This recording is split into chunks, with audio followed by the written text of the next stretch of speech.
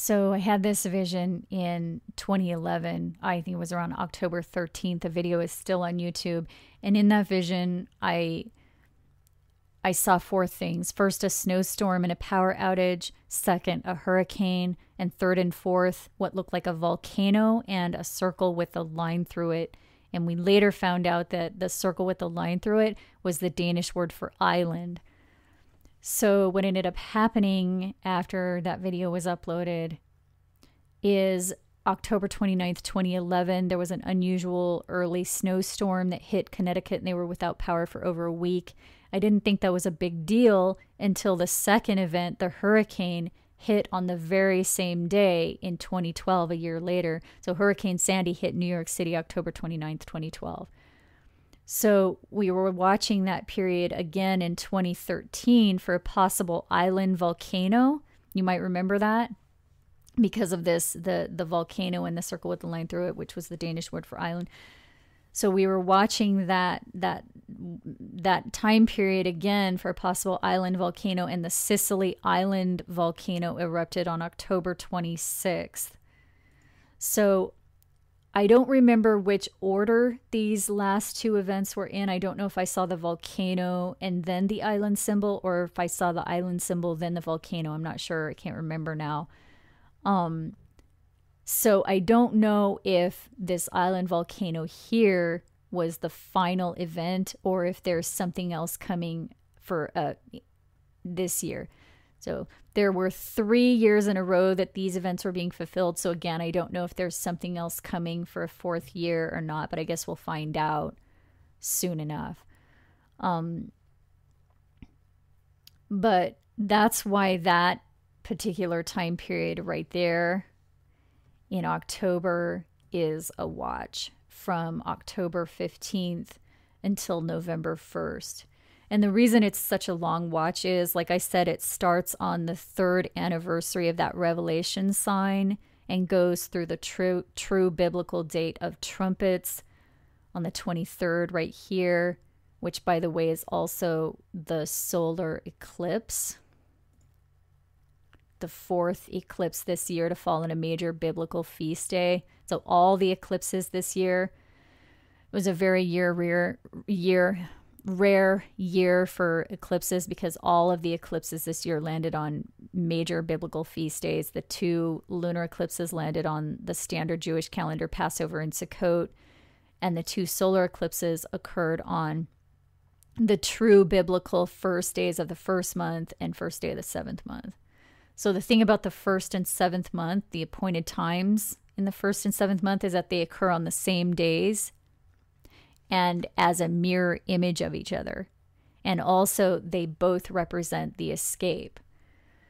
So that solar eclipse occurring on true trumpets this year, right here, notice that's also the first day of the first biblical month in the southern hemisphere, because the Bible indicates the first month should start in the spring, and it's spring in the southern hemisphere of the earth when it's fall in the northern hemisphere. So I talk more about that in the video on the appointed times. It's linked in the description below, but I really think that may be the reason the biblical feasts mirror each other in the first and seventh months, because when the northern hemisphere is observing the seventh month, the southern hemisphere would be observing the first month, and vice versa. And that watch, so that's true trumpets and in the northern hemisphere right there, and the true first month in the southern hemisphere. And that watch goes through November 1st because atonement is the next biblical appointed time to be fulfilled. Because remember, trumpets was fulfilled in 2012. The true appointed sign of trumpets occurred in 2012, a very rare sign. So atonement is the next biblical appointed time to be fulfilled, and this year it occurs on Halloween and All Saints Day. And then at that point, we enter into the high watch period of November and December, because it seems the texts are saying that the escape is due to occur during or shortly after that holiday season. And it may even occur before Thanksgiving, because Daniel 9 says the thanksgiving and gift will cease in the midst of the week, right here. Verse 27 of Daniel 9, in the midst of the 7 years, he will cause either the Passover and the tribute to cease, or the thank offering and the gift to cease. The words mean both things. And the etymology of this word right here, actually, there's one definition of this word that actually literally means thanksgiving. So it could very well be referring to Thanksgiving, Christmas, when it says the thanksgiving and the gift. And it says it'll occur in the midst of the week, and we know we're in the midst of the week right now. And since Revelation 11 also indicates that the people in the great city will be sending gifts to each other and making merry before the escape of bride and the death of the two witnesses, then it looks like that's a very high watch period, to say the least. So November and December of 2014, 2015, and 2016 in the midst of that week. And then also notice that the start of the 42 months occurs on the last day of True Sukkot this year. Revelation 11 says the multitude are in heaven walking the holy city for 42 months. And 42 months is technically 1,278 days. So 1,278 days, or 42 months, prior to that 70th year, the 70th anniversary from when Israel was proclaimed a nation, what some could consider to be the actual going forth of the commandment to restore Jerusalem, just like Gabriel said, it'll all be completed 70 Shabuah after that. The 70th anniversary of that is right here, and 1,278 days prior to that, or 42 months prior to that, lands right here on the 7th day of True Sukkot in the Northern Hemisphere, which is the 7th day of true unleavened bread. And actually, this should extend to the 14th. These lines right here should extend to the 14th, because each day is a 3-day window. And I forgot to include that, because the days start in the evening and you can start counting on the new moon or the first crescent the next day. So it's always a 3-day window. We talked about that before. But Jesus said it's not going to happen on the day we think. So I'm not saying this is the day. I'm not saying any of these days are the day, but it is a watch date, and we see a lot of significant events occurring on our watch dates. So that's a watch. Also, Passover. This would be true Passover for the Southern Hemisphere, and that represents the escape of the Israelites from Egypt. A week before that. And a few days after that day right here, we have the G20 summit. So remember, the IMF chief said she didn't know if it would be the G7 or the G20, although I'm not sure what that was in reference to exactly. It wasn't clear, but it was a very strange speech. I mean, calling to light the number 7 in the year 2014 and the 70th anniversary of the IMF and all this. So I'm not sure what that was in reference to when she said that, but that would be a watch as well because of that. And then right after that, we have Tuesday the 18th, and that's based on a dream I had. I dreamt about Tuesday the 18th. I have no idea why. I dream things and then they come true. It's strange, I know, but anyway, that's why that's on there, because that's Tuesday the 18th. So I don't know if that means anything, but that's a watch as well. And then we have the wheat harvest, Shavuot, in the Southern Hemisphere that will occur exactly on Christmas Day this year, which falls in the multitude first month.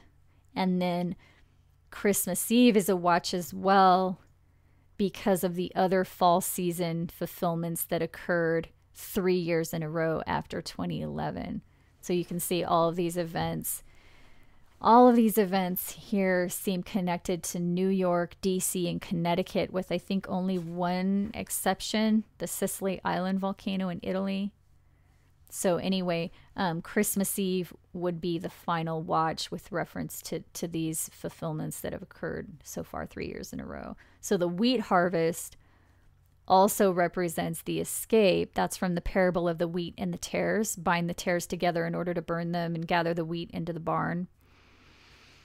But Jesus also said, pray your flight is not in the winter. We know winter in the northern hemisphere starts right around here, I think around the 21st or 23rd of December.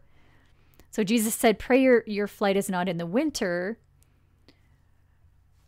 It says, pray you will be accounted worthy to escape all these things. This is Luke 21. Pray you will be accounted worthy to escape all these things. Talking about the tribulation. But Matthew 24, pray your flight is not in the winter. So we've talked about this before.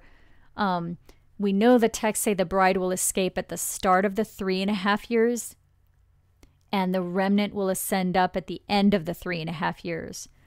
So if the texts tell us to pray to escape the tribulation, and then we are praying to be part of the bride, and if that escape of the bride is in summer, then 3.5 years later would be the winter, the escape of the remnant, the ascension of the two witnesses, the remnant.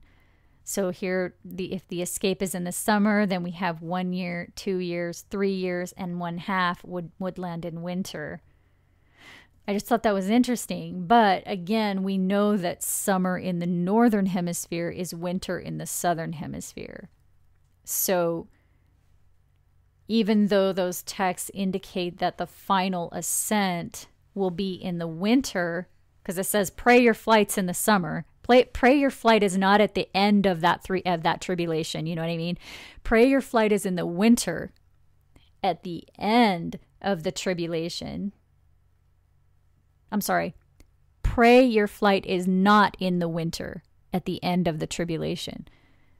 Which basically means, okay, that must be the last escape then. So pray that it's in the summer at the beginning.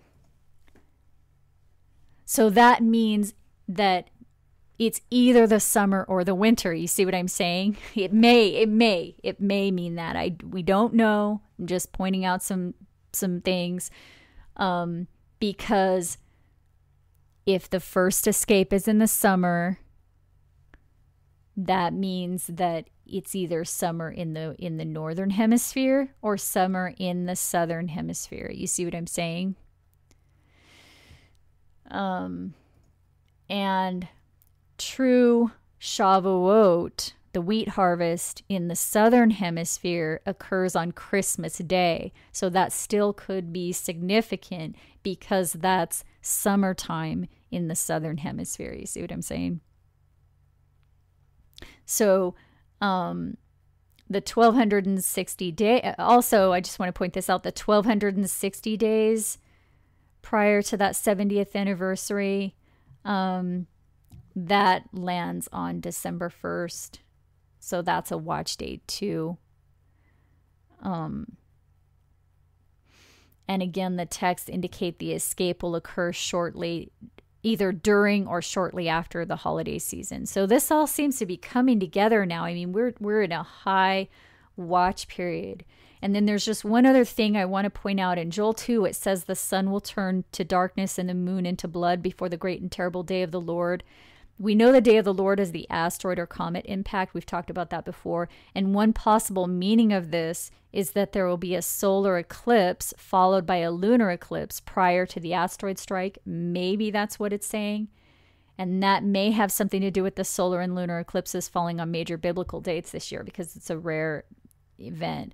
Earlier this year, we were watching this alignment date in June, and that ended up being a major event having to do with the army rising along the Euphrates River in Iraq, ISIS, which is something that is described in Revelation 9. I have another video on that. But as for the asteroid impact, it's also called the Day of the Lord, and Joel could be indicating that it will occur after a solar eclipse and a lunar eclipse. So, you know, nobody knows. I don't know. I'm not saying I know, but we're in a huge watch period right now during the 70th anniversary of the establishment of the beast right here. Huge watch period from now until New Year's. It's extreme high alert for the escape, the asteroid impact, and the final Great Tribulation. So again, there's tons of links below this video in the description box. If you want more information, just click on show more. And I hope you all appreciate this. Thank you so much to everyone who's supporting. I'll let you go. Okay, bye-bye.